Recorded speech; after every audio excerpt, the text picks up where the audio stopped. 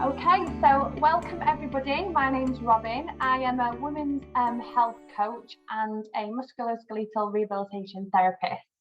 And I work with women on a daily basis in my private clinic in Warrington.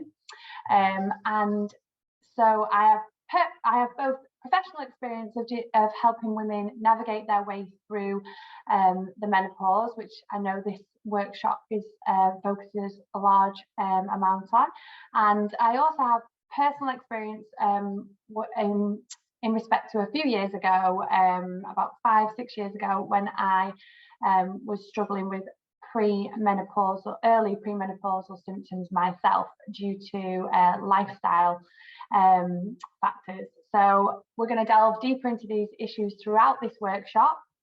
So I'm going to just share my screen with you now. Hopefully you can all see this and be able to see these slides quite clearly.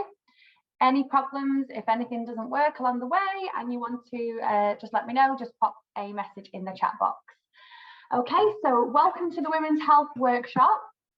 Throughout this next hour, I'm going to try and give you as much information and practical tips and guidance to help you live the healthiest lifestyle you can to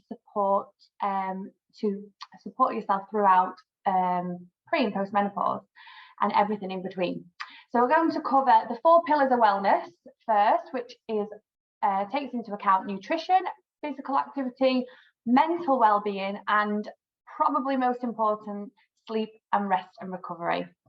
We're going to look at natural approaches to PMS, so that's premenstrual syndrome, and the menopause. We'll look at weight maintenance, mood, and natural detoxification. And we'll look at reducing the risk of cancer and heart disease through exercise and nutrition. And lastly, reducing the risk of osteoporosis. So lots to cover, and I hope you take a lot away from this workshop. So you're probably thinking, who is this workshop for? Is it for those who are perimenopausal or postmenopausal? And in actual fact, it's for any woman, because the way that we or how we experience the menopause and how we cope with the symptoms, and often the menopause symptoms are thought about negatively, and how we cope with those is largely impacted by our lifestyle and the factors and how we live our life leading up to that point.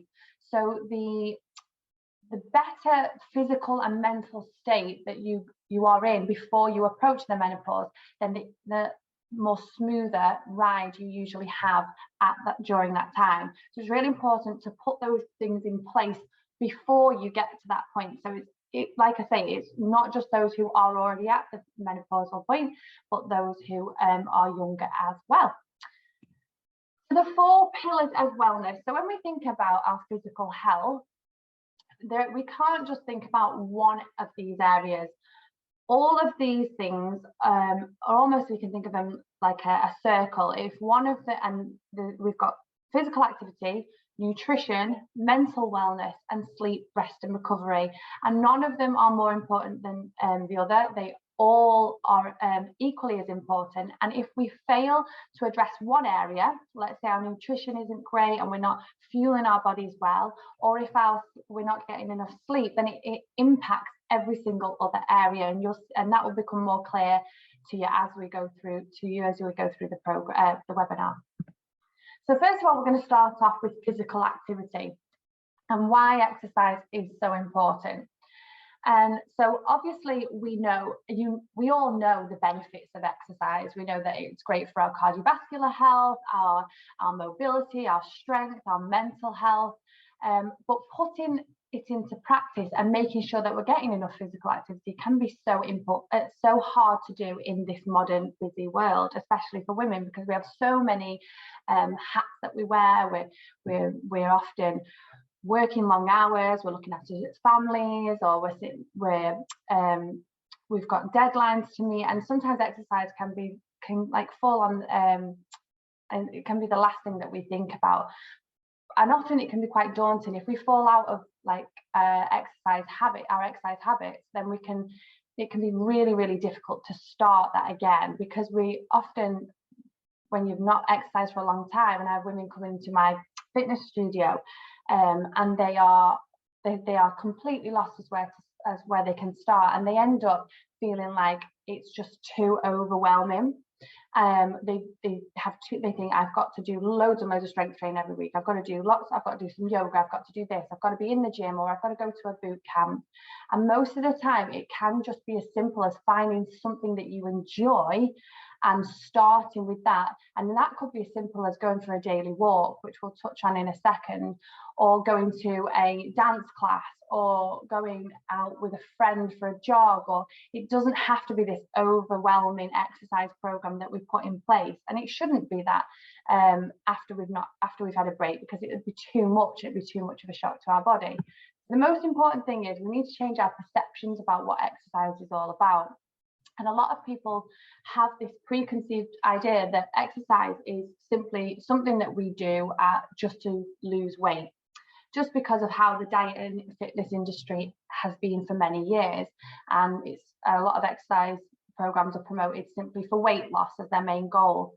And this can make exercise feel like a chore, and it can pull it away from what it actually is. And it's a daily, it should be a daily habit. Our bodies were designed to move, and because of lifestyle factors, how we live our lives, most of us are not moving enough. And I'm not talking about going to the gym. I'm simply meaning moving enough on a daily basis. So if you think about, sometimes people will, this is quite a lot of women's daily.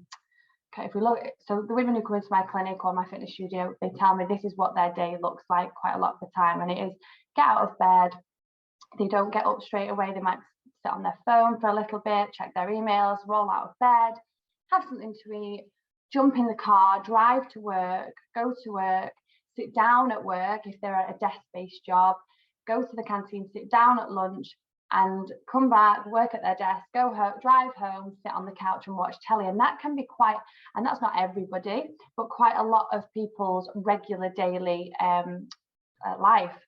So, but there is something for everyone to enjoy. So walking, jogging, or running. Running might not be suitable for everyone, but somebody might like to start with walking, going to gym classes, working out at home. There's often time and childcare barriers that come into play, and now there's a lot of options for people to do home workouts using YouTube, or using a home personal trainer, or simply just getting active in the garden themselves, or taking up a sport.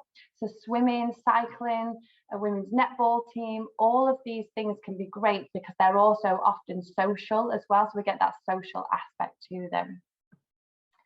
So have a think about how many hours of physical activity you do in 1 week. And you don't need to tell me here, just have a think about it. Obviously, people's jobs can be taken into account. So we might be really active on our feet all day, but do we get any exercise outdoors? Do we get fresh air, vitamin D? How much do we move? And have a think about all the things that might stop you from exercising and eating a healthy diet. And hopefully we can address them throughout the rest of this webinar. So how much activity is important for us to be focusing on trying to achieve each week? So there's the national guidelines, such as strength training twice a week, flexibility 5 to 7 days, and cardio 2 times a week, or 2.5 hours of moderate high intensity activity. But that is just a guideline. Often it can be more achievable to switch that cardio up into 15 minutes of daily cardio. Flexibility could be something as simple as a morning stretch routine as you get out of bed. You might want to, instead of lying on the phone and looking at your text messages, which we all do, or your emails, we might want to calm the mind in a nice way and stand up and do some spinal exercises or stretches just to get that body moving. So we'll look at this in more detail now. So when we're approaching the menopause in particular, we want to be really thinking about how much we move our bodies, because it is true what they say, we move it or we lose it. Our bones, our joints, our connective tissue love movement, and if we become too stationary for the majority of the day, then we can end up experiencing pain and a lack of blood flow and lots and lots of other issues. So just simple moving. And I see people coming into clinic quite a lot, especially over the last year due to the effects of COVID. Everyone was at home for a huge amount of the day or all day. And we were sitting down at desks at home that weren't necessarily like set up very well. And I was seeing so many women coming into clinic who were experiencing back pain, and a lot of women wanted an answer. Why have I got this? Is it a disc? Is it this? Is it that? And most of the time, I would say 80% of the women that I saw for back pain, it was simply due to a lack of movement. And when we start to incorporate a daily walk, even 10 minutes of daily movement, or if they're already active and they're on their feet in their job all day, but they're not moving their spine very well during that time, we'd maybe put a little bit of a yoga flow or a bit of a mobility flow, and just by giving that spine the movement that it wants, it craves, that pain diminished. So just not any intense strength training or intense boot camp, just simple movement can help a lot of people. Now, the things to consider, however, as we approach menopause are that we may need to reduce the impact of our training, and that's not everybody. It depends on, there's no one size fits all approach. It completely would depend on what you did leading up to that point. So if you were a runner and you were in really good physical shape, absolutely no reason you can't carry on postmenopausal with your running regime. However, it might not be a good place to start straight away with high impacts. If you weren't a runner, just a simple walk would be sufficient for now. The reason for that is because a lot of women end up with weaker connective tissue, reduced bone density, and in particular pelvic floor issues, which again we'll discuss in a little while. So the lower impact activities, things like cycling, swimming, walking, power walking, anything that isn't creating that bouncing on the joints can be really great at this time. And really important is to think about avoiding too intense or too long duration activity. And the reason for this is because there's a huge focus at the moment for HIIT training, high intensity classes. It's going through a real trend, and it can be great, and it can be great for the right type of, it can be great for the right type of person. So if they are already doing high intensity interval training and they are really fit, their strength and mobility is good, then it can be great. If they're an athlete, it can be great. But for the typical, maybe if you look at, say, a stressed out beginner to exercise, the high intensity training can often make things worse. And that's because of the impact it can have on cortisol levels, which are your stress hormones. This will make so much more sense when we come to the hormone section of this webinar, and when we talk about stress and the effect of stress on the body. But too high intensity is something that I tend to avoid with my peri and postmenopausal women, and also, again, for the same reasons of increasing cortisol, I try to avoid too long duration. We've got those pelvic floor considerations, which I mentioned previously. We've got aerobic activity. Heart health is something that we really want to be focusing on at the moment, because our risk of coronary heart disease obviously increases at this point in time. And strength training, I cannot express how much strength training can really support a peri or postnatal woman through the menopause. It maintains and helps to maintain metabolism, and we'll come on to that when we look at weight management in the nutrition section, and it can help to improve bone health. So strength training, and when I say that, I'm not talking about just going into the gym and start throwing around like barbells and things like that, doing hundreds of pull-ups. It's progressive strength training, individual to the ability that you start at. So it might start off with body weight strength training. It might be something as simple as Pilates, which uses your own body weight, or calisthenics, which uses your own body weight, and then building up gradually. Or it might include strength training in the gym, but starting at a lower level and building up with a progressive program. The effects of exercise on mental health are amazing, and we'll cover that again in a little while throughout the workshop. And one thing I want you to consider is that we don't just have our planned exercise throughout the week, we also have that accidental exercise. And accidental exercise is anything that you can do that helps to increase your physical activity without thinking about it. So it's anything that's not planned as specific exercise. So it's things like taking the stairs instead of the lift, or it's walking to work if you can do, if that's accessible for you. If not, it might be parking a little bit further and having 5 minutes walk to work, 5 minutes walk back each day. It's just those things where anything where you can move your body that little bit more, just to increase your step count and your cardiovascular and your cardio each day. The last thing that I want to discuss on this section is getting outdoors each day. So it's a lot of people will go to the gym to exercise, which is great. And if you love that, that's amazing. But even just getting outdoors for a simple walk, it can have endless benefits. And doing exercise outdoors obviously means that you're getting your vitamin D. You're also helping to set your natural sleep-wake patterns, because if you don't get enough sunlight throughout the day and you are stuck in the house, then that messes up or interferes with your sleep patterns. So again, super important. So as I mentioned before, walking alone is probably the most underestimated form of exercise, and we can do it anywhere. It's free, we can do it anywhere. We can also make it a social, it can also be social, so we can walk with our friends or with our family or with a group. And it's the benefits to walking are endless. Obviously, you've got the really important benefits, such as 30 minutes of walking a day can reduce the risk of your developing cardiovascular disease and diabetes by as much as 30%. And it can also reduce the risk of stroke from between 20 and 40%. So that's a huge statistic. Now, as well as those, obviously, of those statistics, we've also got things like making sure that we're moving and out, we're mobile, we maintain our mobility, our flexibility. It's great for boosting those endorphins, those feel-good hormones. And like I mentioned before, getting outside and getting your daily dose of vitamin D. So how can we, so we know all this, but how can we actually make this happen? How can we implement this into our lives? And it's something that I look at a lot with people who are coming to my fitness studio who want to develop a running program.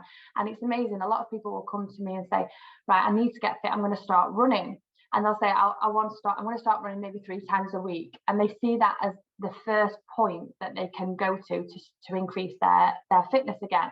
I say that's all well and good, and we're going to do that. We can definitely do that. But are you walking every day at the moment? And half the time they say no. And some people say, actually, no, I'm probably not walking. Other than I'm walking around work, maybe I'm not going on a walk every day. And it's when you think about that, it sounds it's quite crazy, because you think it's like a baby trying to run before it can crawl, or trying to run before it can walk. You wouldn't do that. So it's a really good starting point for anybody, and and anybody can fall in love with walking. And I know we're all so busy. We're all mega busy, and the thought of going on like an hour's walk each day can be completely it's just not going to happen. So if we think about how we could get it in, it might be as simple as just 10 minutes a day. It might be smaller sections throughout the day. So let's think about how it might work in terms of a work setting. So I mentioned before, you could maybe walk to work if that's accessible to you. So I know some people can't, it's too far. Or they might need to take things with them that they have to carry in the car. So maybe parking slightly further away from work and having a 5 minutes walk to work, and then 5 minute walk back to the car at the end of the day. That all adds up throughout the week for your cardiovascular fitness. The other thing is walking meetings are really, really popular now. So often, and I get that this might not be accessible to everybody, but a lot of people will schedule a meeting, and they might meet a colleague in a boardroom, or they might meet them in the canteen, or they might or anywhere else that's not on their feet. And actually walking meetings can be really, really productive. So you could meet a colleague and go for a walk around the building or outside if you're lucky enough to have a nice area around you. Then walking meetings can be amazing, because what they do is when there's movement of the body, there's a huge amount of activity increasing in the brain. So all the neuromuscular pathways, all your brain activity is boosted a huge amount. So that means that you can come up with better solutions to problems, more creative ideas, and we're also more open to other people as well, and social connection. So walking meetings can be amazing. Outside of work, then or outside of work, you may want to meet a friend for a walk. So then you're killing two birds with one stone. You're getting social connection. You're seeing the people in your life that you love. It might be a friend, it might be a parent, it might be taking your child out for a 10-minute walk each day. And you're getting that social connection at the same time as moving. If you can't physically meet, because I know that it's really difficult to meet any of my friends, we like have to plan in advance, like in the diary, months that everyone could do the same day. You could maybe call a friend while you walk. So going for a 10-minute walk each day before tea or after tea, or in your lunch break, and calling a friend can be really beneficial for your mental health and your physical health. You might want to take, and a lot of people say, well, I can't do that, I've got the kids after school. Well, it's a really positive way of getting your kids active and making sure they get enough activity. Lots and lots of children nowadays, they barely get outside because they tend to be on their phones, on their Netflix or on tablets, and it can be really difficult to get them out and moving and wanting to move. Especially with young children, this is a really good thing, a habit to get into, doing maybe after school or before or after tea. Just going for, make it realistic and make it achievable, and just go for a 10-15 minute walk around your local area if you can, and call it like your time together. So say, I'm not going to take my phone with me. I'm not going to answer any emails or answer any phone calls. I'm just going to, and we're just going to talk. And it can be a really great way of connecting and catching up on the day and making it time for you. They might, if they're younger children, they might want to go on the scooters, or they might want to go on the bikes, and you could power walk alongside them. So there's lots of different options there for just putting that daily walk in. And you can also use it as a little bit of stress relief for yourself. So when I go on a 15-minute walk with the dog, 20-minute walk with the dog after work, I often listen to a podcast, or I listen to just a really good playlist that calms me.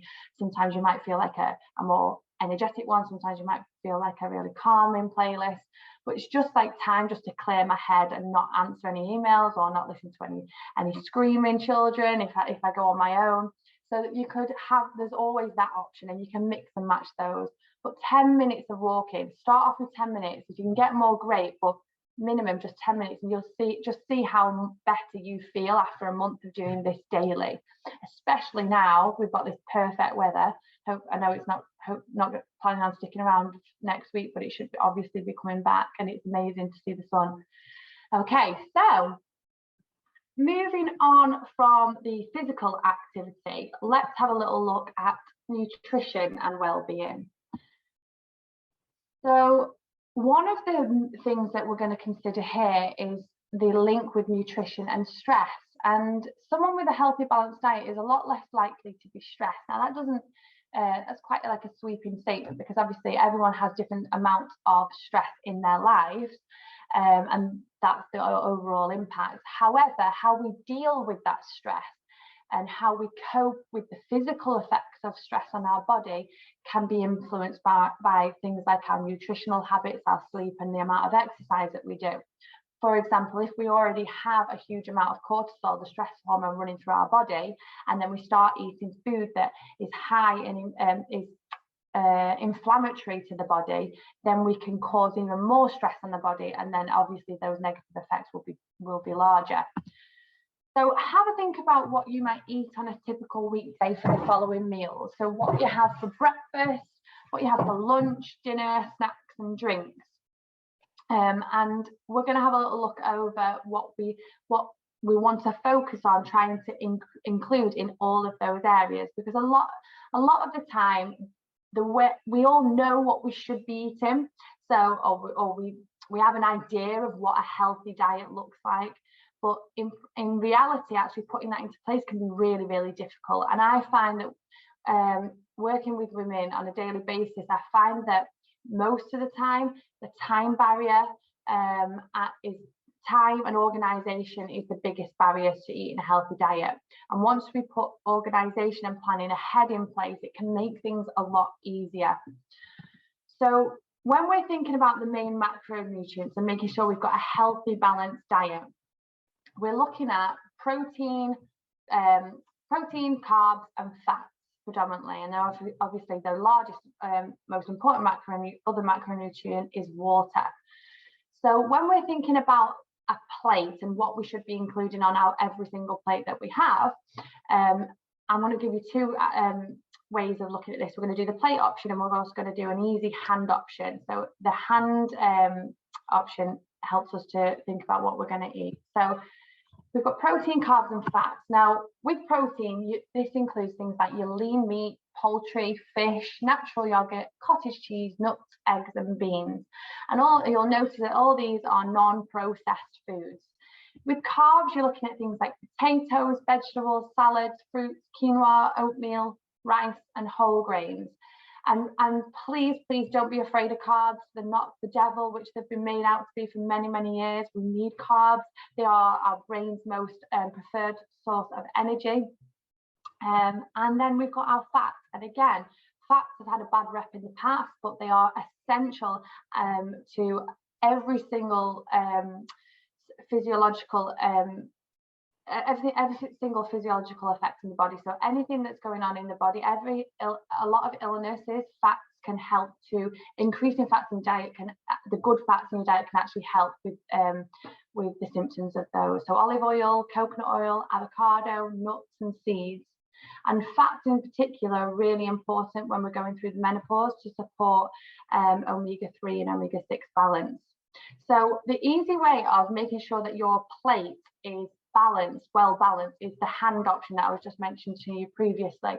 And I like to do this with women rather than thinking about counting calories, because that can be quite stressful and it can have mental health issue effects. So the hand option is to, every time you're having a main meal, think about making sure that your protein source is about the size and thickness of your hand, or the palm of your hand, whether that be chicken, fish, meat, or anything else.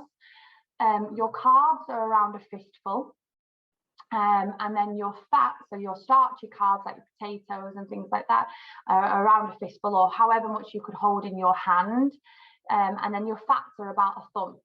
And obviously that's easy if you've got something like meat, veg and potatoes and things like that, or rice. It's a bit more harder when you've got something that's mixed together like a curry, but you get the idea there. And if you think about how a lot of people eat especially in the UK and America, we eat like let's say I've seen a plate of spag bol. You might have a whole plate of spaghetti, a little bit of bolognese in the middle, and no vegetables around. So I always say size and thickness of your palm of your hand, your whole fist or handful of carbs, so that would be a handful of rice or pasta, and then fats about a thumb. And then vegetables, I would say make sure half your plate is vegetables or mixed in there in some way, if you're having something like a bolognese or something like that. Another really good way to make sure you're getting all your vitamins and nutrients is to eat the rainbow. So try and make sure you've got as much colour on your plate. So with your fruits and veg, don't just go for the same veg every single day. So a lot of people say, yeah, I do eat vegetables. And then when we write down everything that we eat in the week and we look over, they might just eat really tomatoes, lettuce, broccoli, carrots. And some people say, oh yeah, that's all I've actually ate. And they get into a pattern of eating the same fruits and vegetables.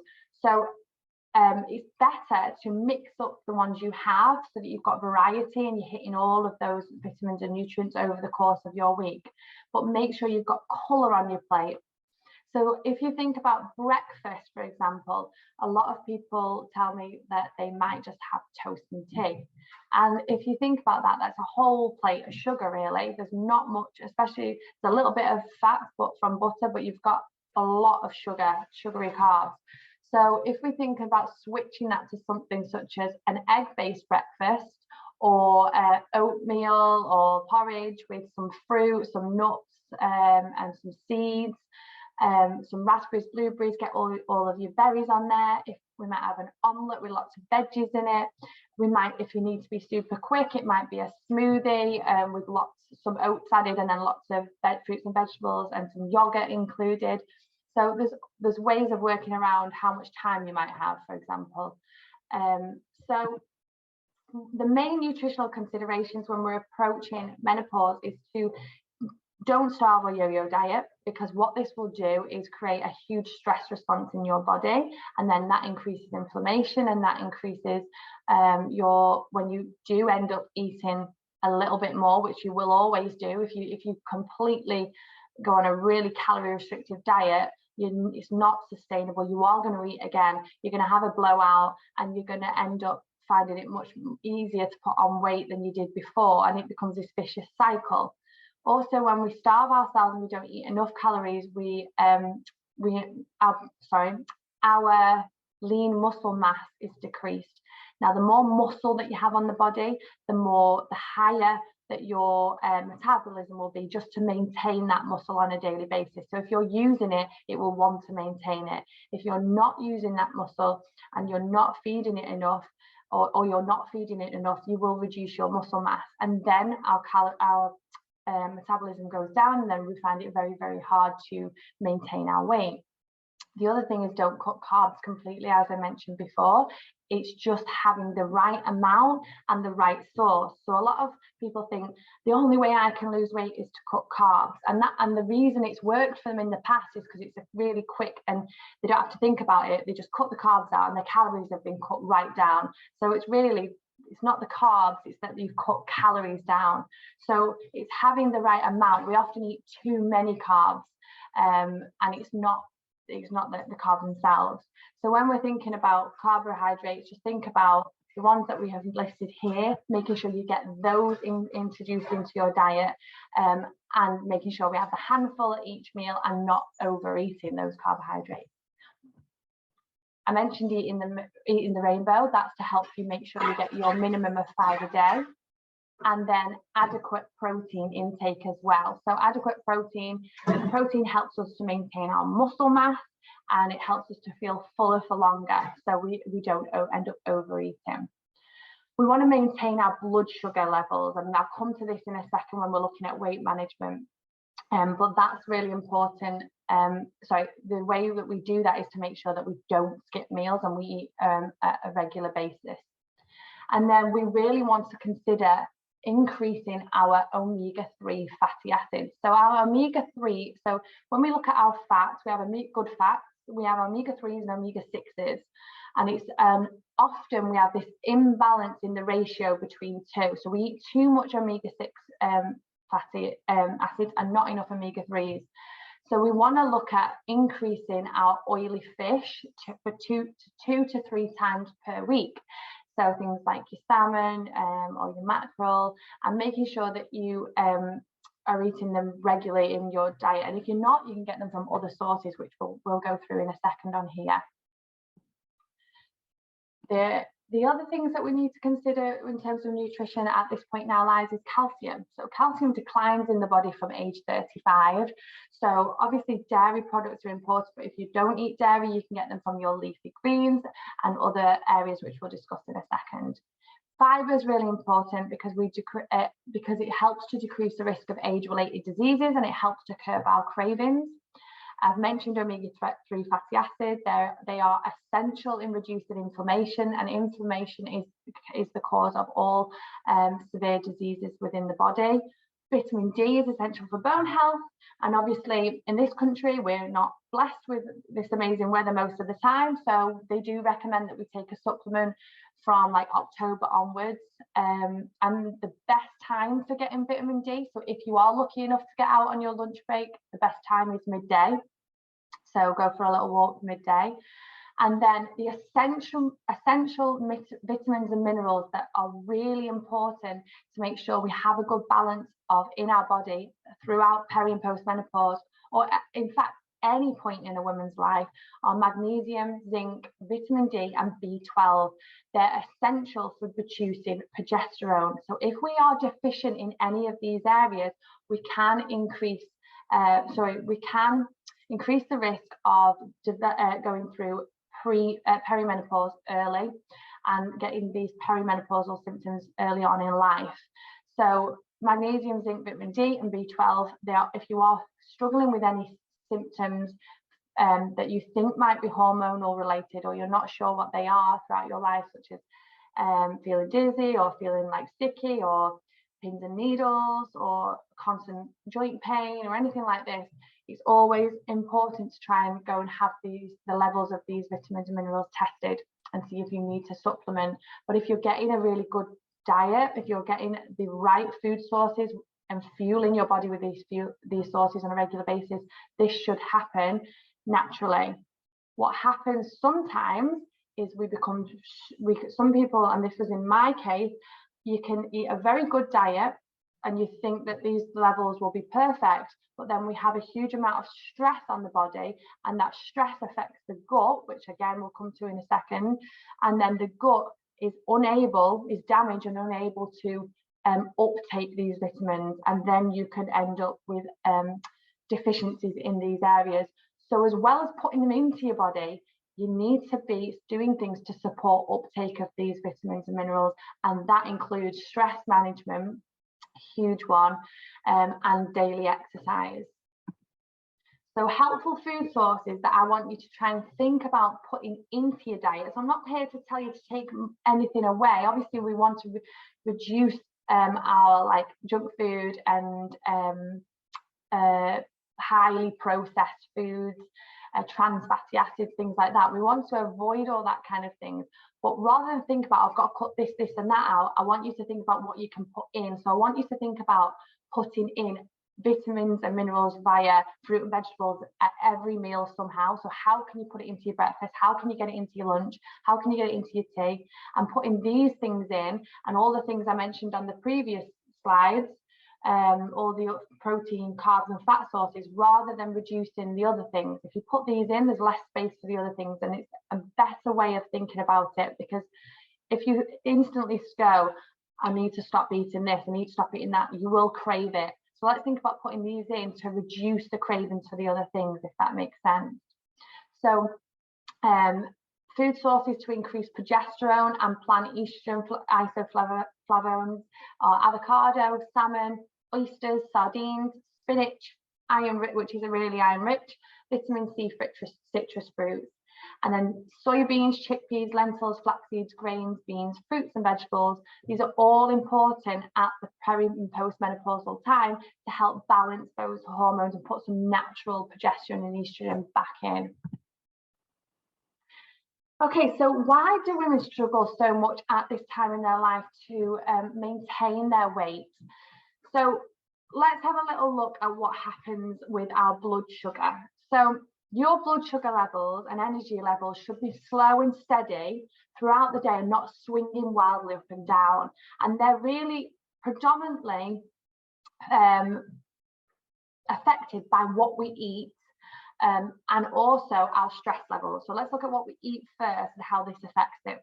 So like I said, a lot of people will wake up in the morning, or many women tell me that they do this. They wake up in the morning, they grab a piece of toast because they're in a rush. That toast is a piece of toast is really high in sugar. If it's whole grain toast and you balance it with some protein, it reduces the speed at which it increases your blood sugar levels. So it's not so much that the toast on its own is having a negative effect. It's because it's not being balanced with protein. So they'll have a huge spike of their blood sugar levels. So they'll feel satisfied for a brief period, but then they'll get a very quick crash quite soon after.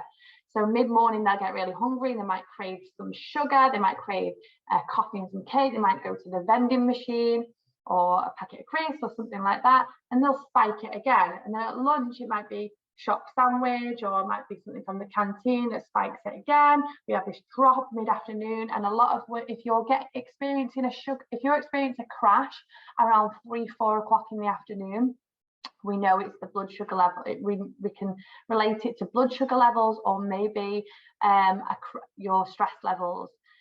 So we do this with our blood sugar levels throughout the day. What we want is them to be maintained at a really steady level. And how we do this is by eating regularly. So sometimes people will go all morning, so they'll eat breakfast and then go all day without eating, and then they'll be starving by the time they get home from work, and they'll have this crash, they'll crave sugar, they'll overeat. Whereas if we eat regularly, and I don't mean you have to eat 5 to 7 times a day like some people say, I just mean making sure you've got at least breakfast, lunch and dinner, so that you are maintaining a good level. But it's what you put into those meals that's important. So exactly what I just mentioned before, making sure you've got the balance of proteins, carbohydrates and fats, either thinking about that food well plate or thinking about the palm approach. If you eat a balanced approach of protein, carb and fats with each meal, the next meal you're more likely to do the same and not overeat or crave the wrong things. The stress response can also have an effect on our blood sugar levels, and I'll explain this when we come to managing your stress levels in that section of this webinar in a little while. So if you think about, so now we're going to move on to our mental wellness. So research shows that 90% of our thoughts are repetitive. So many of your actions are down to habits. And if we change the way we think, we can act and respond accordingly.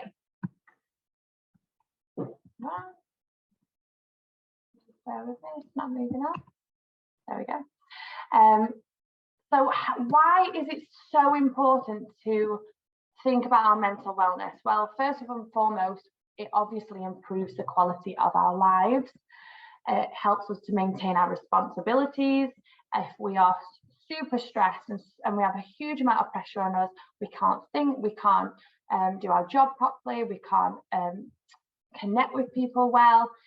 So it helps us to have healthy relationships, make good life choices, maintain physical health and well-being, handle the natural ups and downs of life. There's always going to be stress in life. It's just how we can manage that stress, discover and grow towards our potential, develop positive and sustainable coping mechanisms, and we need to stop mental health illness developing before it becomes an issue. So women are more likely to suffer mental and physical effects of stress than men.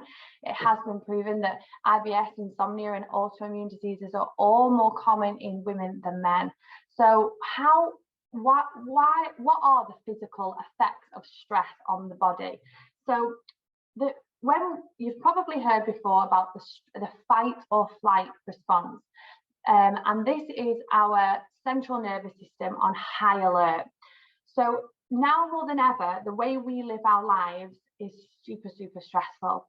And it seems ridiculous, and you'll have people thinking, well, hang on a minute, we have more convenience than ever before. We can get things delivered to us. We have more help than ever before in some areas of our life.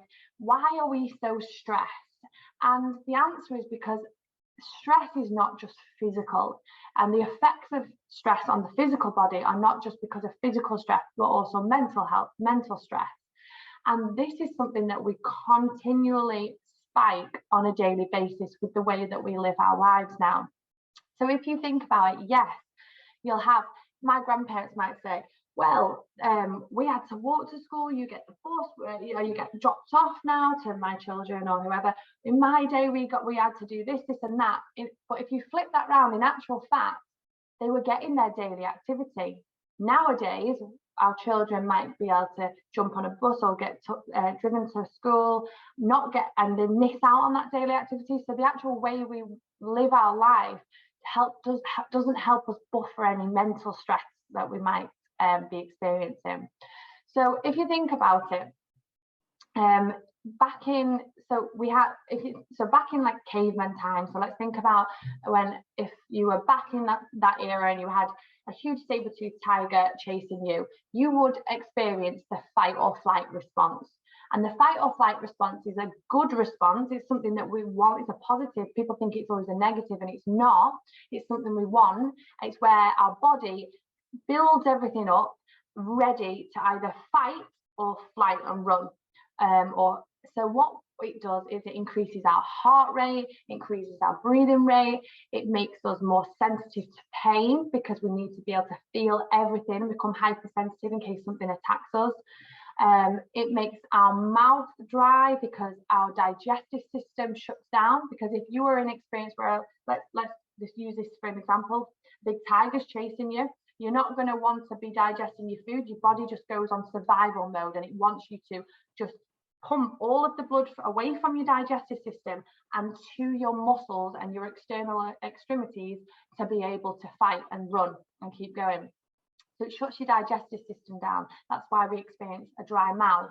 And that's why in times of chronic stress, where we're constantly stuck in this fight or flight syndrome, then we get irritable bowel issues. We might get chronic diarrhea, chronic constipation, and other issues such as this. It will also make us more sensitive to sounds and other things. So if this is all things that are good to help us survive stress, because if we didn't have this fight or flight response, we wouldn't be able to fight through stress. We wouldn't be able to cope with stress. And there's always going to be stress in our lives at some point. However, once you've experienced in the fight or flight response, this is the alarm stage of a stress response, then usually we get the recovery stage. So once that stress is removed, then we can recover and we can go switch into our central nervous system, kicks in, and our parasympathetic nervous system rather than our sympathetic nervous system kicks in, and it helps everything recover. And this is called our rest and digest response. So this is the state in which our body comes back to what we call homeostasis, and it takes us back to a level where we can just breathe. There's no stress around us. We can digest our food now. We can rest. We can sleep, and we can recover, and we can also reproduce. So if we think about, again, back in like caveman times, we would look at thinking about we want to be in a fight or flight response sometimes, but then other times you could then rest and digest. How we live our lives now, we're constantly spiking our adrenaline, and we're constantly spiking cortisol, and we're getting stuck in this fight or flight response. And that might be because of physical or emotional and mental health stress. So if you think about it, this can be how a typical day would plan out for a lot of people. Or someone who comes into my office who is very, very, very stressed. They might wake up in the morning, the night before they've gone to bed too late. So already their body is, when we don't get enough sleep, when we don't get our 7 to 8 hours sleep, our body relies or has to rely on adrenaline. So it has to rely on adrenaline and cortisol. So already that's our fight or flight system switched on. They wake up. The first thing they might do is they might not sit on the bed and just take a minute to think about what they're doing. They might just pick up the phone, and picking up the phone and flicking through your phone instantly boosts cortisol. It gives us, especially if we're looking at all our to-do lists, or we're looking at our all our endless emails, or if we're looking at Facebook and looking at negative news that is all around us right now. So straight away, there's your second spike of cortisol. Then instead of getting up and maybe stretching and moving the body, they'll probably just get up, eat their breakfast, sit back down again. So they're not moving to be able to buffer some of that stress, because movement itself helps to get rid of a buildup of cortisol in the body. Then they may go to work, like I said before, and sit down all day and not get enough movement in the day. Again, that's stressful on the body. And then they might go to bed too late, stay up and watch telly too late. And then they're also throughout the day eating foods that's inflammatory. So like a lot of junk food, or not getting enough vitamins and minerals. So that's stressful on the body and the gut. And they're boosting internal stress as well as external stress. So you can see that the way we live our lives has a huge impact on our physical health.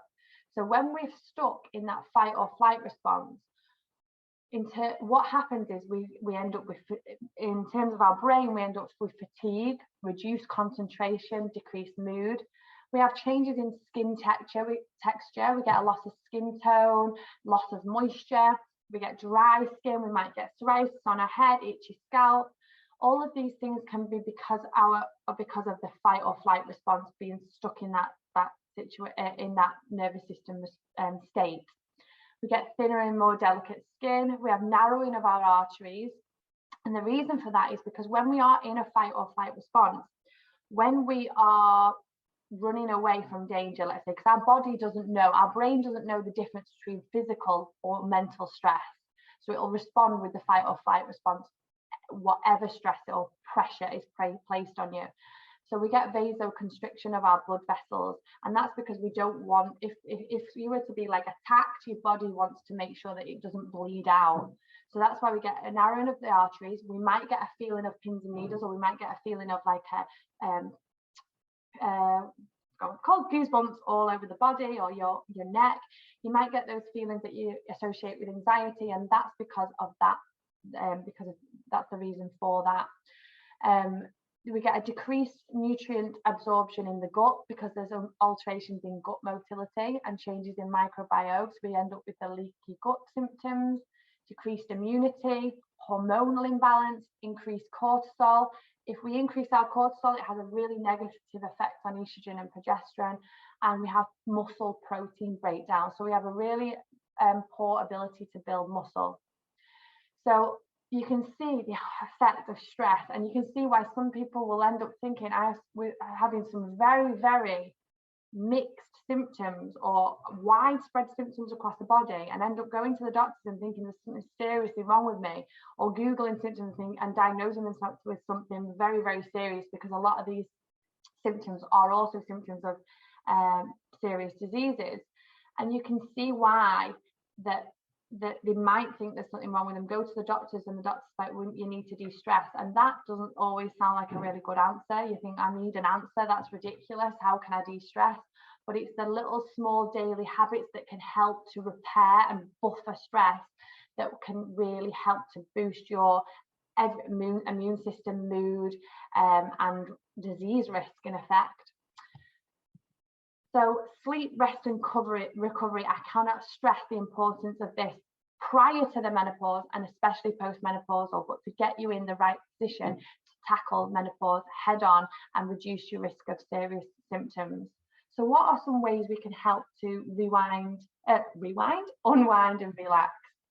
We have gentle exercise. So this is why I mentioned to you previously at the start of the workshop to try and avoid doing too much HIIT training, because HIIT training increases cortisol. And if you are already stressed, this puts you in a state of severe stress. So gentle exercise could be something as simple as walking. It could be low intensity aerobics. It could be weight training at a level that's suitable for you. It could be yoga, Pilates, gentle swimming. Having a nice, warm, relaxing bath. Reading helps to take your mind out of the present and go into what and focus on what you're reading, and especially like if you're reading something that's nice and like calming and not a murder mystery or something like that. Mindfulness meditation. So everyone thinks all mindful, or not everyone, but a lot of people, if they've not done this before, will probably think mindfulness is kind of like, oh, it's a little bit like airy fairy, but it can be absolutely wonderful in reducing cortisol within your body. And the same goes for meditation. Journaling, putting your feelings on paper, getting them out of your head, putting them on paper and organizing your thoughts can be absolutely wonderful for so many women. So even just getting yourself a really nice little notebook, keeping it next to your bed and putting your thoughts down on paper for 10 minutes before you go to bed, instead of flicking through your phone or Instagram or anything like that, can be great for reducing cortisol. Spending time with loved ones, social connection, taking a break from technology, and really, really effective, and probably the most effective thing in buffering cortisol out of your body very, very quickly is breath work practice. And again, this could be a whole another workshop, but the quickest way to switch from being stuck in a rest and digest response to then switching into a nice calm rest and digest response is with breath work. And the quickest way of doing it without going into lots of different techniques that you can do is to slow your breathing down, make sure your mouth breathing, so your mouth is closed, inhaling really, really deeply into your abdomen and opening up your rib cage, and then exhaling and making that exhale really, really long and slow. So focusing on your breath at regular intervals throughout the day, but also the first at the first point you wake up in the morning for 1 minute instead of going on your phone, and for a couple of minutes before you go to sleep, can have a huge impact on reducing cortisol, but also improving your sleep quality, so that you then make sure that you get enough sleep and don't rely on cortisol the next day. So other things that we can do to help out with sleep health.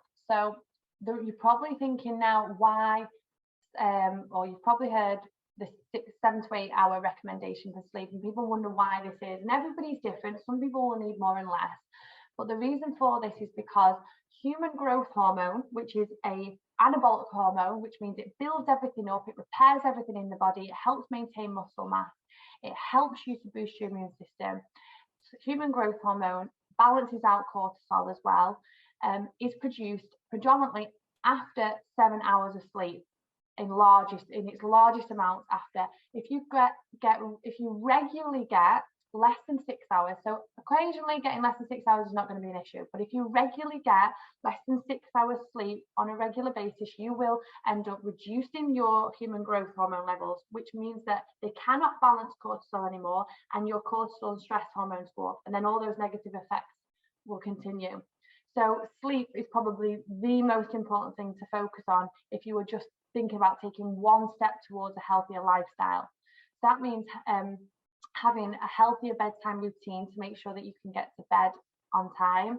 I know it's so tempting to switch on that extra Netflix program, but if you do that and you know that you're struggling with some of the symptoms mentioned previously, you're not helping yourself in any way. So the bedtime routine is things like making sure that you wind down before you go to bed, so avoiding technology an hour before bed, at least an hour, because the blue light from screens impacts our natural sleep hormones. So melatonin, which helps us to sleep, is produced just before we go to sleep. And if we look at phones or a screen, then the blue light can interfere with that hormone's ability to start switching your brain off. So it has been found to impact your ability to sleep for up to 45 minutes after you have been on the tablet or the phone. So that's why we try and avoid technology before bed. And then we also want to focus on making sure that we get a really good amount of natural daylight in the morning. So as soon as you wake up, get those curtains open, get daylight on your face. And then when you go to bed, you want to make sure that your room is pitch black and no light. Because then it helps to set your circadian rhythm, which are your natural wake sleep cycle. So your room environment is really important in terms of tidiness, temperature, and the darkness of the room. The tidiness comes under, if you go to bed and you look at all this pile of washing at the end of your bed, it's going to increase your stress, your mental stress. So even if you can't, because I know I always constantly have washing to put away, I'm not perfect. Even if you have a little box that you put it in, make sure it's away so you can't see it, and then that can help you sleep. So try and keep your room as calming and clear as you can. Try having a high protein snack before bed in those that wake between 3 and 4. So not if you don't, but if you're waking between 3 and 4, that can be because of hunger and because of your blood sugar levels. Deep breathing techniques, as I mentioned before, can really, really help. So make sure that you are having a look deeper into them if you are someone who is struggling with sleep. So quickly looking over the 4 stages a woman's body goes through. We have before puberty, reproductive prime, early menopausal, and postmenopausal. Now, what we're focusing on now is perimenopausal. So this is just before the menopause. And I'm focused on this because it is, if you look on the previous image, the reproductive prime and the early menopausal or the perimenopausal are like a mirror image. So perimenopause is a mirror image of puberty. You have a huge hormonal shift that we're dealing with, and it takes 6 to 10 years for the transition to happen, starting at around the age of 35. and it can be later, earlier, depending. It's not always this at this point, but it often is related to your lifestyle and habits. So what happens during this time then? The key hormones that I want you to think about are estrogen, progesterone, and testosterone. And you've got some others there, but you don't need to go into detail and remember these too much. So estrogen is produced in the ovaries, and it's small and in small amounts in the adrenals. So that's super important for you to remember, because the stress hormone can, adrenals with chronic stress can fatigue. Now, if your adrenal glands fatigue because of chronic stress, they cannot function properly and they don't produce enough estrogen, which is why chronic stress can bring on early menopause or make your symptoms worse. What estrogen does is it maintains the menstrual cycle and pregnancy, and it's important in brain function and mood, and it helps to keep cholesterol in control, which is why CHD risk or coronary heart disease risk is much more, it increases much more after the menopause. Now, usually estrogen and progesterone, they balance each other out before menopause. And in the mid-30s to early 40s, progesterone levels start to fall and the ovaries begin to produce less estrogen as well. The progesterone, this is what prepares your body for pregnancy.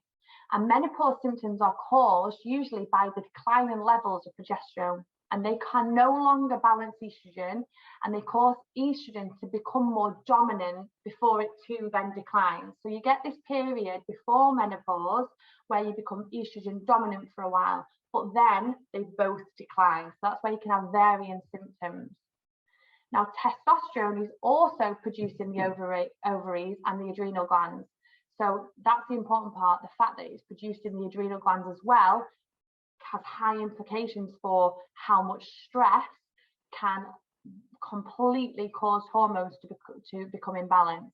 What testosterone does, it contributes to libido, sexual arousal, and orgasm, and it maintains a normal metabolic function, muscle, and bone strength. So this has implications in weight management.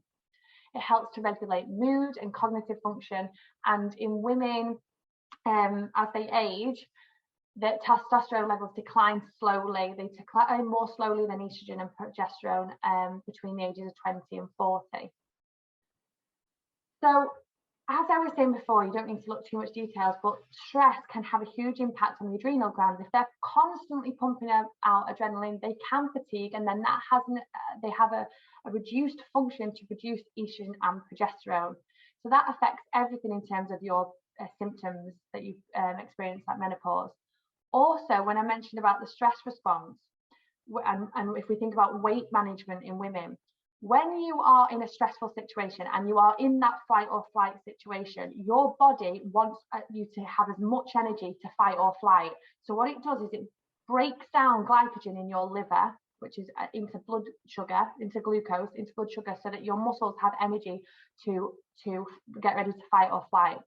But what happens, and this is why it has implications for women's weight management, is most of the time, and nowadays, women are mentally stressed and not physically stressed. So they have a lot of mental stress throughout the day, but physically, if you look at their step count and the way they move or the exercise they don't do a lot to balance that out. So they're stuck in this fight or flight response. Their liver is constantly pumping out blood sugar and it wants, thinking it's going to be used, but then they don't move. Now, if you don't move and you use that increase in energy, then that gets stored as fat. So it's not just what you eat, but it's also the stress that you're under that contributes to that increase in weight, and obviously also a reduction in your muscle mass, which then reduces your metabolism. So you hopefully are starting to see how it's not just one thing you need to focus on, but your stress first and foremost, stress management, sleep health, your nutrition, and getting some daily activity, whether that's just as simple as a daily walk. The symptoms that you might experience because of the lack of progesterone is hot flashes, night sweats, or cold flashes, vaginal dryness, urinary urgency or pelvic floor issues, difficulty sleeping, and emotional changes. You might also have your dry skin, eyes and mouth, racing heart, headaches, weight gain, hair loss or thinning, and lots of muscle aches and pains. If you are in a constant state of stress, as I mentioned before, your pain sensitivity is increased and you feel pain a lot more easily. Now, you have an increased risk of disease because of the inflammatory response within the body. So the things you need to look out for are being breast aware. So really look out for any changes in the breast. And I'll whiz through these because I know we're pushed for time, but things like any lumps, pulled in nipple, dimpling, dripping, redness or rash, or your skin changes. Now we have women-only cancers such as vaginal or ovarian cancers, and the risk is increased between 30 and 45 for vaginal cancers and 40 and 75 for ovarian cancers. And 4 in 10 cancers can be prevented. So things like being smoke-free, maintaining that healthy weight, eating fruit and veg, all the things we've discussed, reducing your alcohol content, getting outside and being sun smart, but making sure that you're not burning, eating less processed and red meat, eating a high fiber diet, being active and eating less salt. So all the things that we've described previously can contribute to reducing your risk. Same with osteoporosis. Hormone changes can happen at the menopause and they directly affect bone density. So making sure that you are getting your calcium, but also weight training can have a huge impact in increasing bone density. And finally, we want to look at removing toxic stress, because toxic stress increases inflammation in the body. So a few really simple practical tips are to switch to glass cookware, because plastic cookware can leak into food and cause toxic stress within the body. Mainly if you're storing it in plastic Tupperware for a long time, but most of the time it's when you put it into the microwave and that causes the issue. So try and switch to glass cookware where you can. Adding more greenery to your home can help purify the air, so lots of natural fresh plants, natural personal care and cleaning items, and trying to go organic when you can. I know it's it's easy to say that because it's expensive, but whatever you can afford, try and go organic. It's worth it in terms of how your body could feel in the whole grand scheme of holistic health. So the lifestyle strategies that I've covered, trying to cover these as much as I can in the little time we have, are trying to promote optimal sleep, good nutrition, exercise and movement, radical self-care, so that's putting yourself first, say no more often, meditation, and reducing toxic stress. And in terms of your food choices, we talked about your 8 healthier food choices. Find a balance. So 80% of the time, try and eat well. 20% of the time, give yourself that little bit of enjoyment. So you don't want to do anything too extreme because it's not sustainable. Try and meal prep or think about what you're going to eat, because if you don't, you're just going to grab the wrong things. Avoid skipping meals and eat the rainbow. In terms of sleep health, avoid technology before bed. Prioritize your sleep. Sunlight on the face early in the day, dark room at night, daily breath work. In terms of your mental health, say no more often and make time for yourself. In terms of exercise, planning time to exercise, prepare your gym kit. Things like this can have a huge effect if you're not really motivated at the beginning. Daily walks outdoors and strength training. So they're the things I've summarized from the whole workshop that I want you to start thinking about where you could make these changes. We become what we repeatedly do. So hopefully I've covered quite a lot of information there, and hopefully you've gained some knowledge and been able to take some practical tips away from the workshop. But has anyone got any questions that you want me to answer? If you don't want to ask me right now, you can email us and I can answer them in private afterwards. But if you have, just pop them in the chat box. And if not, then I want you to go away tonight, have a sit down with a notebook or your journal, and just have a think about how you're living your life and how some lifestyle changes might help to make you overall feel better. Some just simple things, even if it's just starting with one thing, even if it's just going for a 10-minute walk each day, even if it's just planning meals, and gradually think about how you can increase these to make your overall health or holistic health much, much better, and support yourself through the menopause and ride its waves.